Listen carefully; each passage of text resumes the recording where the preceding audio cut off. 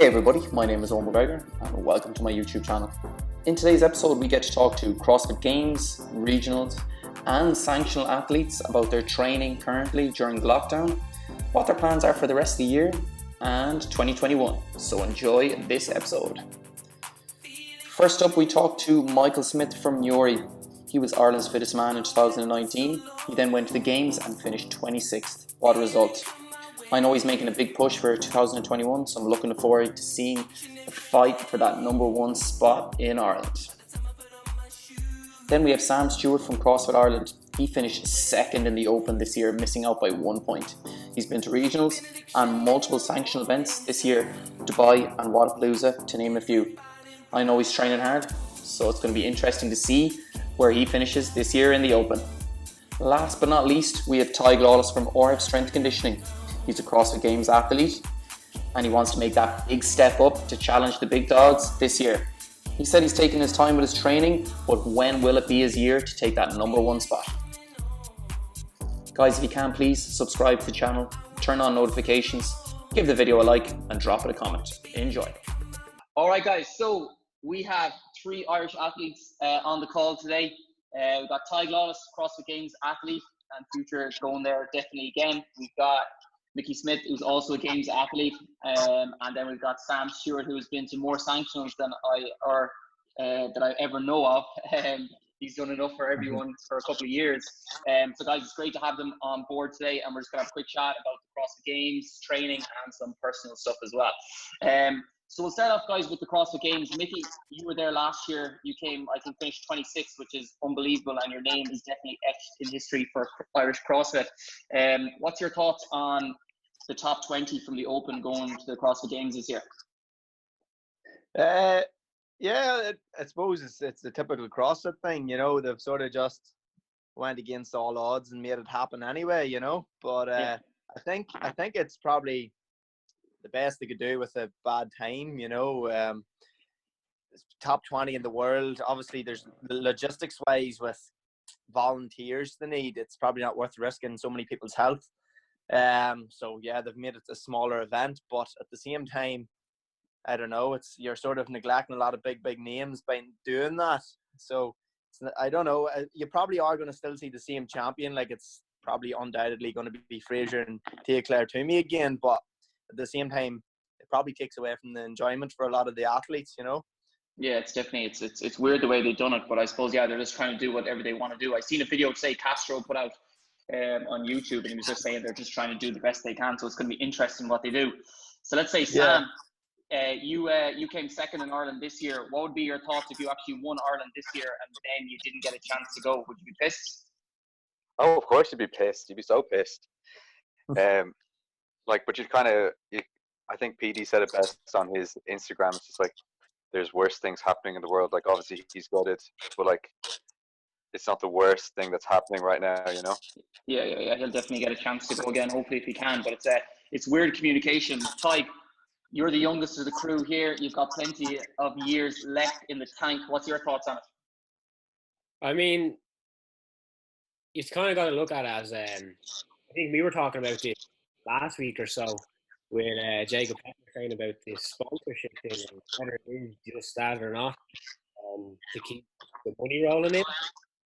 But at the same time, like, the goal of the Games is to kind of find like, and are they doing that? Probably, because the top 20 in the world are, the fittest person is definitely there.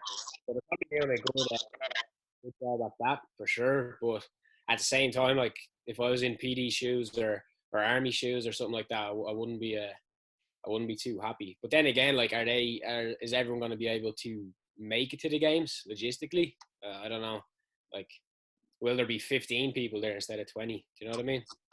Yeah, it's definitely going to be interesting to see who's actually able to travel there. But I think majority of the athletes are in America. I think the males are anyway. So it's going to be interesting. So let's say we go back to you, Mickey. Listen, you had an unbelievable season in 2019. And then 2020, you've done various competitions, teams and individuals. What's your thoughts on 2021 for yourself in terms of training? Are you going all in on the Open, or have you got something else in mind? Yeah, with no competitions or no sanctionals or anything like that really left. for the rest of the summer, basically. Anyway, yeah, pretty much I'm going to knuckle down towards the Open. The Open's going to be the next big one, really, between now and October. Maybe do something small before then. If the Irish Fitness Championships goes ahead, I'll dip my toes back into that just for a bit of comp experience. But yeah, all in for the Open, boys. And then, sure, we'll see what happens after that. Absolutely. Sam, what's your thoughts on that, man? He's going all in. Are you in as well? Yeah, 100%. Have to be.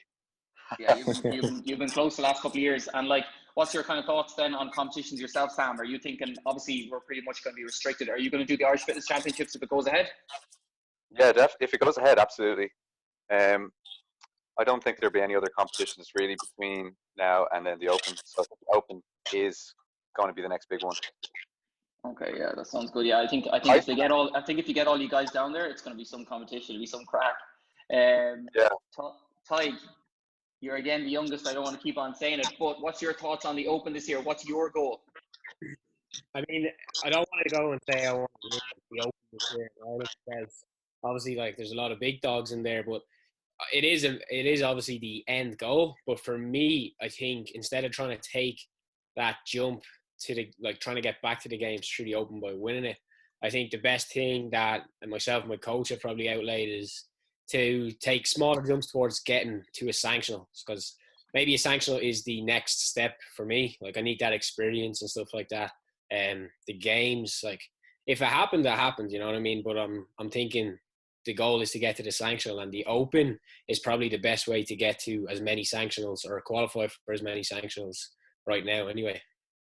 Yeah, I thought that was amazing by Sam last year. Like, such a good result in the world and in Ireland, and he got so many sanctions, which is unbelievable in terms of your experience, Sam. But actually, that's a good point in terms of your training and your coach, right? We've got 3 different coaches that program for you guys. So we'll start with you, Mickey. You've got the one and only Neil Lafferty from Systems Training. What sort of block are you on at the moment, or what sort's your plan in terms of training coming up to the Open? Is it just, are you on any strength block, conditioning block, or anything like that? Yeah, basically Neil's always just hitting your main weaknesses, or basically what he sees as your weaknesses. So yeah, training's always sucks, you know, pretty much. You're always doing things you hate the most. So yeah, you know, the likes of Tadhg there will know from experience as well. It's always tough. Lots of interval work, a lot of burpees, and yeah, it's going good at the minute. And I think with the whole lockdown situation as well, obviously that's taken a lot of stress off from working. So, you know, I'm not actually working as much now. I'm doing a lot of online stuff. So you can nearly notice the recovery's a lot better. So it's sort of given me a wee bit of a idea going back in whenever things do open back up, to maybe back it off a wee bit in the likes of PTs and stuff, and just actually focus on the training and keeping healthy and keeping recovered, you know? Yeah, that's interesting, because you know, you definitely, if you're a coach or anyone that's not kind of in this kind of industry, if you're coaching at 6, 7, 8 a.m., most guys are doing some sort of conditioning or strength in the morning, and then probably doing a little bit of coaching and then back in the evening. So it definitely takes its toll. Sam, you're with Phil Heskett Prepared Programming, I believe. What sort of stuff are you working on at the moment? Yeah, so at the moment, kind of more following the kind of strength bias and then conditioning base bias. So kind of trying to get really strong, but also strangely at the same time trying to get kind of more aerobic for longer periods of time as well.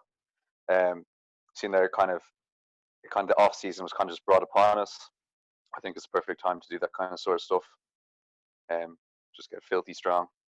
Yeah, no, you're definitely, and it's great to see your Instagram videos. If anyone doesn't watch them, he's there cleaning and jerking off 2 bins in the house. So it's like, it's unbelievable to see. Tadhg, I see you're training a little bit. Obviously, you work in Perpetua with myself, so I get to be in touch with you a little bit. So what's your story? You're with Kyle Ruth, who is with TTT over in America. What's the story over there, and what's your kind of training block at the moment? So we just came off like a massive conditioning block, just trying to build a big base there. Previously with Neil, I built a big strength foundation, skipped out on the 2019 Open I did, and just kind of took a strength bias there. And now we're back doing a bit of strength while trying to maintain that conditioning base that we built. It's obviously geared up towards the Open and whatnot, but yeah, there's nothing. I think it's a good opportunity for me anyway to build a base in both strength endurance and condition endurance, two things that have kind of been a weakness for me now. Obviously none of us are getting any younger, but being 19 has its perks, because I can see the older guys might not have as much, I'm not going to say as much time left, but it's a good opportunity for me to kind of work some weaknesses and catch up with them guys, if you get me. Oh, he's trying to get in your head already, lads. I love it. I love the youth. So, Mickey, listen, anyone that follows you on Instagram as well, right? You obviously do a savage amount of training. You're in unbelievable shape, but for some unusual reason, you're always drinking Guinness and eating takeaways and stuff like that. What's the crack with your nutrition at the moment during lockdown? Do you feel as if it's better, or do you feel as if it's just kind of running the same kind of at the moment? Yeah, well, it's definitely a good thing the pubs are closed anyway. But it helps. It definitely helps. But no, I sort of have never really been mad in terms of food. You know, sort of eat the same thing all the time. Still enjoy the takeaways. And look, if there's an opportunity to have a few drinks, I'll still do it, because at the end of the day, you have to live, you know. There's a bulletproof nutrition plan for you guys. Bulletproof. Just spuds and steak. But no, like probably coming closer to the Open now this year. I'll maybe put the head down like I did in the 2019 season. I think I did go off the drink for a couple of months or so before the Open that year. So I'll probably try that same approach. I can't say I went off the drink coming up to the 2020 Open. So it didn't really work out as planned. So. And like, let's say you say there you're going to zone in. Are you going, like, I'm always interested to hear kind of different methods people will follow. So like, you know, some people do intermittent fasting, some people do macros, some people get to meals. Like, what will be your zone in part for the Open? I don't know. I'll not change the diet all that much. It'll pretty much stay the same. And, you know, just as long as you're getting enough carbs in for recovery, enough protein for recovery, not a whole pile will change, you know. I don't have like a nutritionist that I work with or anything, you know, and I probably should do at this stage of the game. The whole level of the sport's getting higher and higher, and you know, even in the Irish field, it's so tight at the top. So maybe something like that could give you an extra 2-3% whenever it comes down to the Open WODs. So possibly I'll look into it closer to the time. Yeah, I'll be interested to hear that nutritionist reaction when you send him over that diet. I want to see that. Sam, what's the crack with you? I know you get meals sometimes from a certain company. I think it's Body First and stuff like that. What's your kind of nutrition like at the moment? Are you all over the shop, or do you feel as if you're zoning in as well?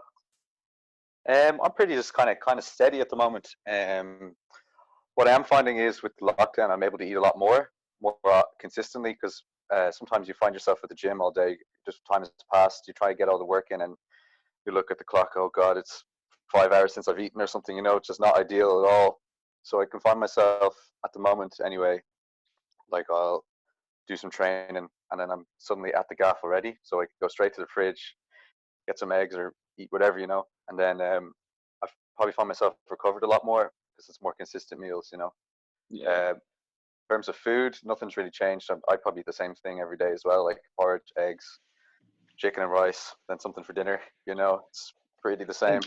And do you follow macros, or do you follow any kind of nutrition plan, or you just kind of go by feel? I've tracked in the past, so I kind of just know.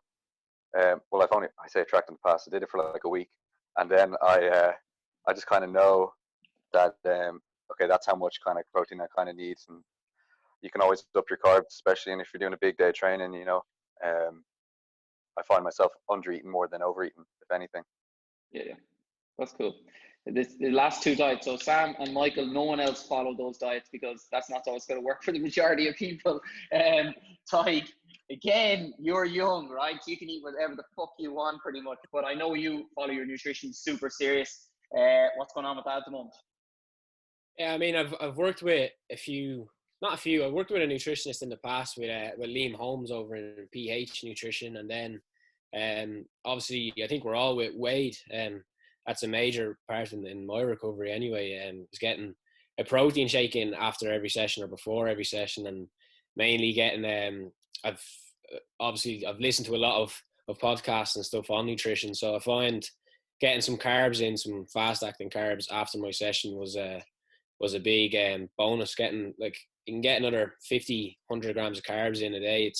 It definitely helps. And then in the past I've kind of struggled with with vomiting and workouts, and that was probably just kind of from eating too much beforehand. So I've kind of dialed off in my pre-workout meals, and then after my workouts just kind of up all the food, and that's it pretty much. But there's no real macro tracking or anything like that. Just try and eat as healthy as I can. I find if I have a bad meal or something, or a bad day of eating, I just feel slow the next day. So I think eating clean is the main one for me anyway.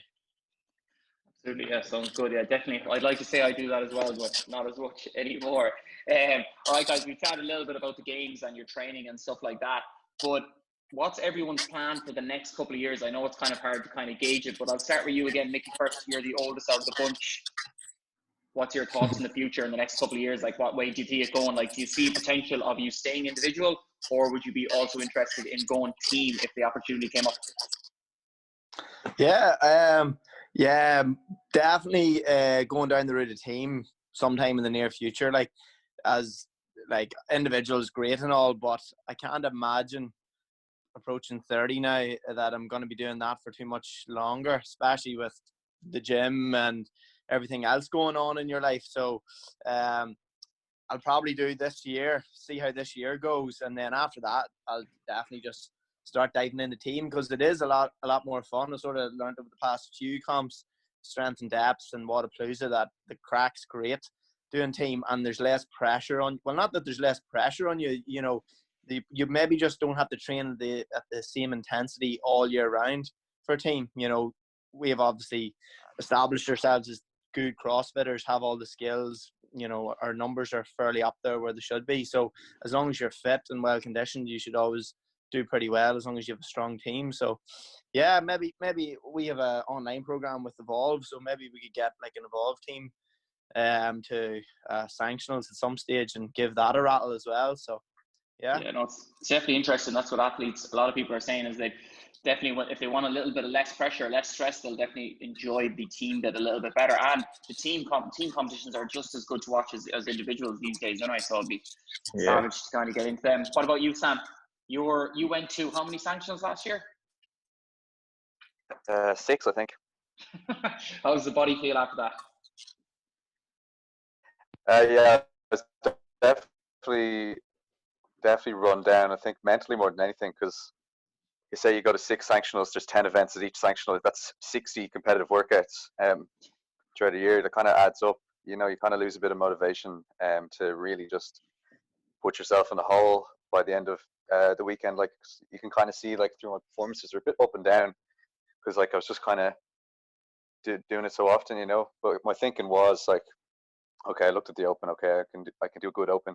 Now it's just trying to get good on the floor. You know, it's a different feel sometimes competing against other people, when you're not in your own gym and stuff. So it was building that skill, building that in-person competitive skill, you know, which I think definitely all the sanctions definitely helped.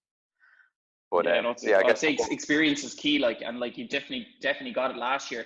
What would you say your biggest learning from doing all those sanctionals? Like, do you think next year and the coming years you might do less sanctionals and focus on bigger training blocks? Yeah, I think so. I think I kind of cherry pick the sanctionals I go to a little more, like just like, because I did some of them, they were like 3 weeks apart. You know, it's not a good idea to probably do them 3 weeks apart.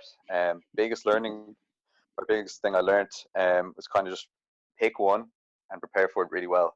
Don't kind of just, too many times I showed up on the day going, oh, this will be fun.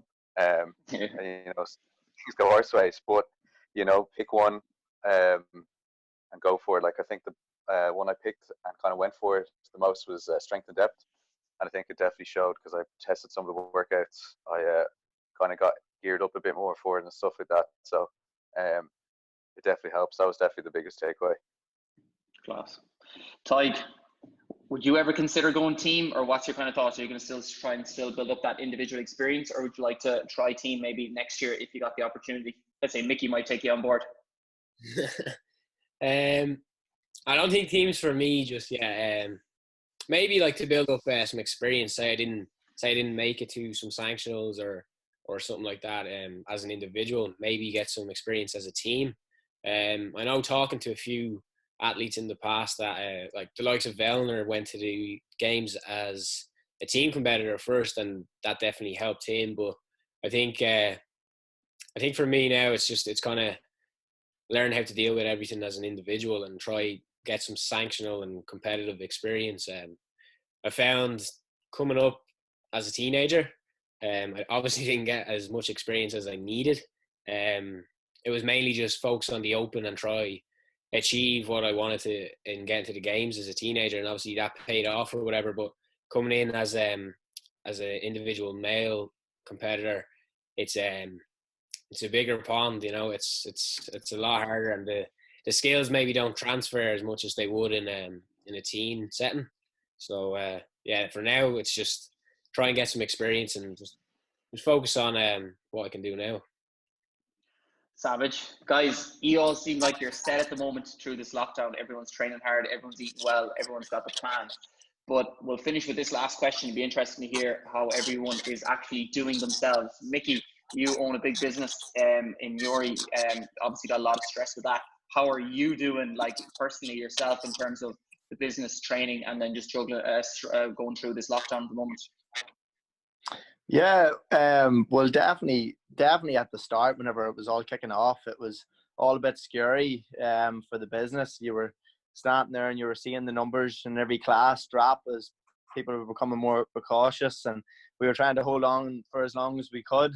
And then eventually the government then gave the word for the lockdown, and that sort of left us not knowing where we were. So luckily enough, you know, we had a good online system, good online base for clients, and we've definitely taken on more. As well as that, then our members, I'm sure it's like plenty of CrossFit gyms across the country, the members were really loyal, really good to us, and stood by us and kept their memberships on as long as we were able to provide a service. So we've been doing the online Zoom classes and rented out all the gym equipment for them to use for that. So that was a big thing to keep us ticking over. Yeah, and then as well as that, obviously it's a big change from being in the gym 9 hours, 10 hours a day to, you know, being at home a lot. But I have been able to travel up and down to the gym during lockdown and get my own training done. So obviously that's a big bonus. So in general, it's been okay. I haven't stressed too much over it now that things have settled down a bit. It's just waiting now to see when it's going to reopen again. Is the numbers going to go back to the same way they were in terms of the members you're going to get in? You know, trying to retain all them members that you built up over the past 3 years as well is a big thing. You know, people after not being in the gym for so long might think, oh, I can't go back there now, I'm so unfit. So it's going to be bringing everything back to basics for everyone and getting them, you know, to buy into it again. Yeah, it's definitely going to take a while to adjust it and stuff like that. But that's good to hear you're not too stressed out anyway. And then hopefully things will bounce back there, because I know you've got an unreal facility there in Newry and a lot of members. So hopefully it'll bounce back pretty quick. Sam, you told me you're in Meath at the moment, and you're training in that kind of setting with the bins and stuff like that. I was speaking to Colm O'Reilly there last day, owner of CrossFit Ireland, where I know you coach, and he mentioned that you guys are doing an awful lot of personal programs and stuff like that. How are you finding that, like in terms of, I suppose, program from home and like not being in the gym as much? Yeah, I actually really enjoy programming for people. It's kind of interesting because you get a new challenge with everyone has different amounts of gear, and some people have barbells, some people don't, just dumbbells. So you get kind of like different range of stuff. I actually really enjoy that kind of thing, just programming for people. And then personally, like I still have been able to get most of my training in, which is kind of keeping me sane. That's for sure. Like personally, like I'm pretty easygoing guy, so I haven't been too stressed about anything. But like all's healthy in my end, you know. So that's, I think, the main thing. I think that's really what kind of matters at the moment, you know. Absolutely, it's obvious to hear. Tadhg, I think you're sitting, what are you, junior cert, or is it leaving cert? Or you're in college. I know you're juggling college work. You're in with myself here in professional fitness and stuff like that. How are you getting on? Like, you know, just kind of working 1 or 2 days a week, and then, you know, being at home a lot as well. Yeah, I'm not doing too bad. Just doing, like, it was a bit of a shift from in terms of shifted online and with exams and studying and stuff like that. So bit of a change up, but it actually gave me a bit more time to train. And then just being able to get to the gym for online classes, whether it be training in Rob's or in Perpetua or whatever, just kind of helping out there, and then being able to get my training in was definitely helped. But at the start, I was probably a bit stressed out, maybe a bit frustrated, like not knowing what was going to come, whether I would be able to get training in and stuff like that. Then just speaking to my coach, and we were just talking about how he would adjust things and stuff like that, and whether there's not enough equipment or something like that. So, no, it's definitely all right now. I think at the start, I think everyone was a little bit stressed out, but for now, it's pretty much normal for me anyway. That's good to hear. Guys, thank you so much for joining me today. We're going to finish with this last question, and all I want is a one-word answer. Mickey, where are you going to finish in the Irish leaderboard this year in the Open? I knew something like this was coming. One word, man. All I want is one word. It's first. Excellent. Sam? First, also. Right. Hopefully above foal anyway, but that's